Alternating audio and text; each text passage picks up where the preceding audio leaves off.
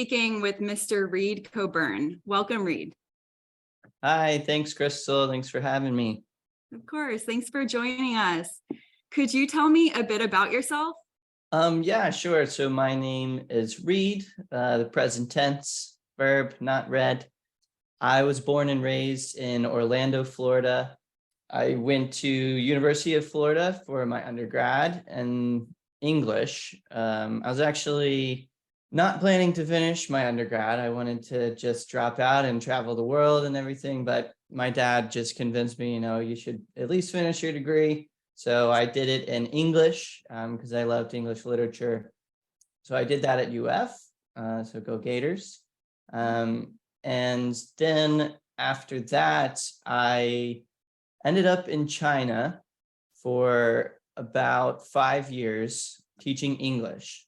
So I lived in a couple different cities over there, and that's kind of where I really fell in love with education. And I guess within instructional design, I didn't really know it was instructional design when I was doing it over there, but I took on a role as an academic director over there, and I started doing some curriculum design. I was designing course materials and stuff for my students. And I really fell in love with that, behind the scenes part of it, the design part of it. So when I heard about instructional design, I was like, whoa, that's an actual job. I want to do that. So I came back home and I started my master's degree and finished that last year in January. And then shortly after finishing that degree at FSU. I don't know if I said that I finished at FSU, not great. It was an amazing program. It was hard for me as a Gator to go to FSU, but really amazing program. It was a Master's of Science in Instructional Systems and Learning Technology. And so shortly after I finished that, I got a job at Hilton Grand Vacations as their instructional designer. And I work with all the different sort of business units. I do stuff for resort operations, from leadership to front desk. And,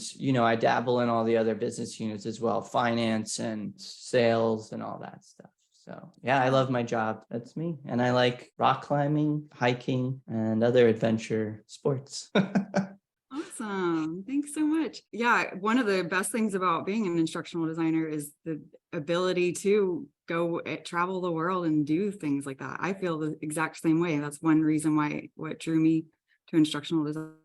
It sounds like you have a really cool job right now too. I think it's great, creating vacation experiences for people. That's cool. But what I love most about my job is just like the day-to-day tasks of creating videos, and my team is amazing. I work with a bunch of trainers and my director, and it's just such a stress-free job, I feel like, because of the nature of learning and development. It's not like, oh, we need this now. It's kind of like, okay, well, we're going to develop some stuff and we're going to work on iterations. And if it doesn't work, it doesn't work, and we'll fix it. And my director says, there's no emergencies in learning and development. Nice. That sounds like a dream instructional design job to me, honestly. Yeah, it's pretty great. I think that's one of the key things of any job, really. It's like, yeah, maybe that you don't really fully support everything in your business, but if you've got a great team and you've got a cool work to do, then it's like, that's what you want, right? Yeah, exactly. That sounds perfect to me. Well, I'd love to hear more about your experiences as an ESL teacher in China. Could you share some of the opportunities and cultural learning experiences that have come your way? Yeah, absolutely. So, living in China was really an eye-opening experience. They obviously have a very different culture over there. That's kind of why I chose China, because it was so different. I just kind of wanted to see how a completely different culture lived. And as a teacher, I think one of the most interesting things was how the classroom was set up as very instructor-led and like a direct teaching approach. In the US, we have a lot of projects and we have a lot of sort of collaborative work and labs and things like that, which they do over there. But a lot of it is sort of rote memory, and just, the teacher will deliver the instruction, the students will take notes.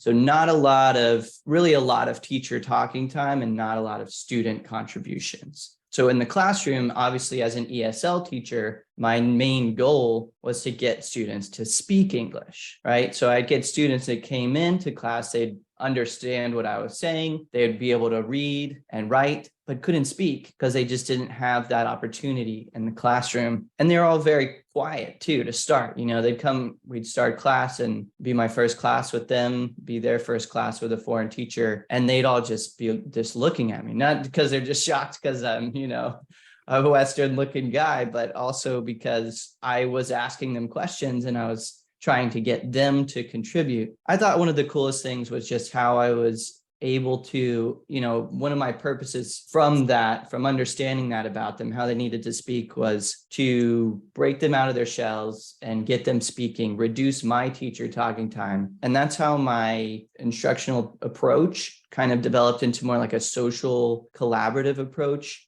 So everything I designed for the classroom, activities and all that I designed for my students were all based on this idea that they would be speaking to each other and I would go around listening and give them feedback. And it was just really cool to see some of their transformations. I had this little girl, her name was Leaf, and she was 5 years old. And she came in to the classroom, wouldn't say a word to anyone. And, we'd do role plays. We would act out like the Three Little Pigs, or what's that? Three Little Pigs, like all these plays and stuff. And after just a few months, she completely broke out of her shell. She was the most talkative person in class. She was kind of running the classroom. And it was just, I thought that was a really interesting part of the cultural experience over there. It's just, I thought it was it was an interesting balance that we got, was their respect for listening to the teacher and my kind of drive to get them to break out of their shell and not disrespect the teacher, but to talk as much as possible. They're raised very respectful. Actually, I worked for a VIP kid.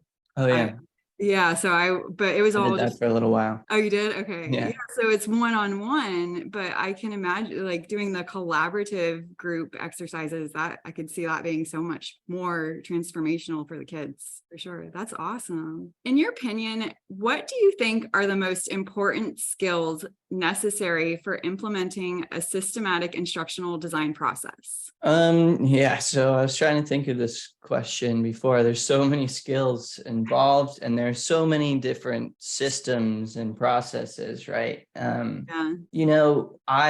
It just depends on your preference really for the process and everything, but I tend to use like a more rapid prototyping process. It works better for my personality type and for how I like to work. So I think the most important skills are to develop a prototype, get it out there as fast as possible, not over worry about, what it looks like and you obviously want it to be functional and you want it to be pretty decent, but you also don't need it to be perfect. And I think once you get something visible and tangible out there and you can show it to your stakeholders, then they can give you feedback on that and you can go back, do some more reiteration and just perfect it from there. And also just let your stakeholders know, like, this is not the final product. This is my idea. I think that's just so much more powerful than a proposal with a storyboard slide deck where you're like, this is what I want to do. Instead of that, what I like to do in my position is just like, this is what I want to do. And I'll show them a very basic version of what I want to create. And I think that's just so much more powerful to them. They can actually see what I'm going after. And that usually impresses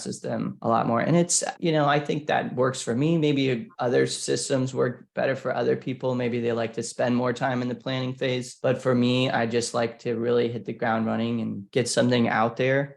I mean, what's really nice about that is you have something that's functional from the beginning, right? And you can always go back and make changes. So you've always got something that's ready to go.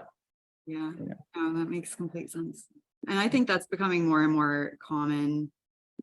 I think with the tools and everything that's coming out, it's just so much easier to get something out fast. Right, exactly. And then just collaboration is so important, which I think people are realizing more now too. So that's definitely getting feedback and acting on feedback, asking people. Right. I think that might be one of the most important skills, is getting user testing. And then not taking it personally when people say they don't like something, just really understanding your your audience through testing and feedback and, just working to refine Right. your deliverables. Right. Because everyone's different. Yeah.